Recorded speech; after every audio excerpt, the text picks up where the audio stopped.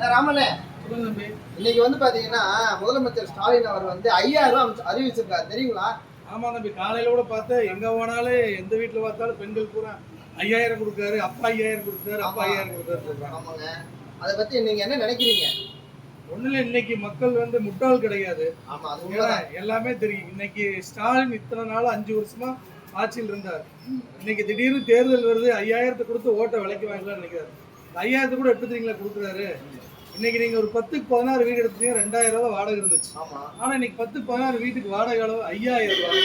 இன்னைக்கு தண்ணி வரி, கரண்ட் பில் ஒரு வீட்டுக்கு 300 ரூபாய் இருந்தது. இன்னைக்கு 1000 ரூபாய் 1500 ரூபாய் மாதம் மாதம் கட்டுறாங்க.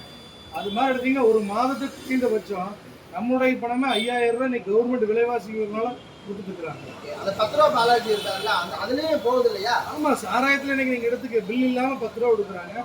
சாராயத்துல உற்பத்தி விலையே இன்னைக்கு 16 ரூபாய் 20 ரூபா தான் வருது. ஆனா 170 ரூபாய்க்கு விற்கிறாங்க. இன்னைக்கு நீங்க பாருங்க, பள்ளிக்கு போறக்கூடிய குழந்தைகள்ல இருந்து பசங்கள்ல இருந்து இன்னைக்கு போதைப் பொருளுக்கு அடிக்ட் ஆகி நிறைய பேர் இன்னைக்கு குடிச்சு வீணா போறாங்க.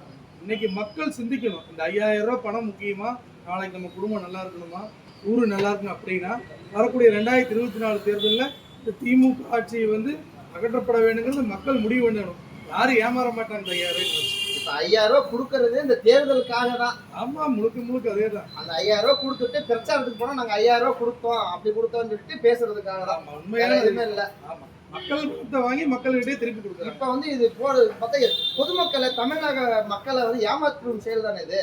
உண்மையான விஷயம் தான். எல்லாத்துக்கும் தெரியும். இன்னைக்கு மக்கள் எல்லாருமே இன்னைக்கு படிச்சிருக்கிறாங்களா, அந்த பணம் எங்க வருதுன்னு.